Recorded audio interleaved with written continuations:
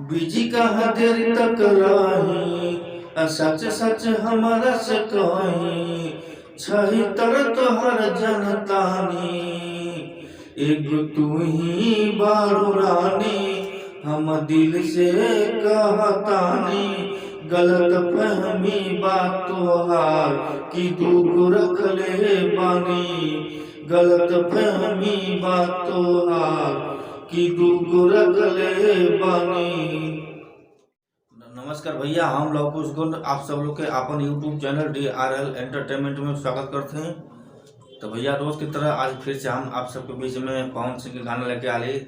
तो ये वीडियो को पूरा देखब, अगर अच्छा लगे तो लाइक कमेंट शेयर जरूर करो। अगर आप हमारे चैनल पर पहली बार आ रहे हैं तो नीचे जो दिले वाला बटन को दबा के आल वाले बेल आइकन प्रेस कर दे, ताकि जब भी हम कोनो भोजपुरी के गाना लेके आए तो सबसे पहले आप तक को नोटिफिकेशन जाए। कहीं से भैया हम अपने यूट्यूब चैनल पर एक से बढ़कर एक भोजपुरी के गाना लेके आल कर ले आप लोग के मनोरंजन खातिर। तो चलिए आपके एगो गाना और पवन सिंह सुनाओ थी।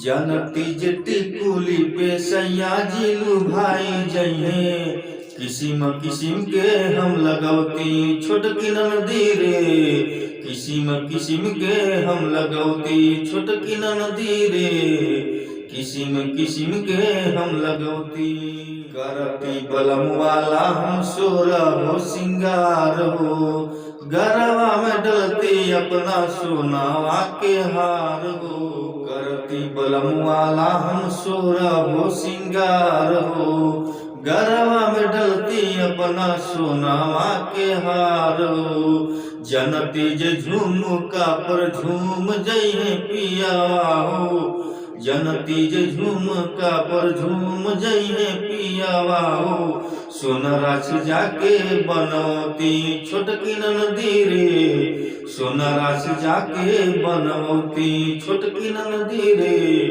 किसिम किसिम के हम लगौती। भैया अगर गाना अच्छा लगल तो एक लाइक हमें जरूर कर दे, और हाँ हमें कमेंट बॉक्स में कमेंट जरूर करब कि गाना बढ़िया लग रहा है या खराब लग रहा है। अगर खराब भी लगे तब भी हमें आप कमेंट करके बताइए, ताकि हम अपने आप के और सुधार ला सकें।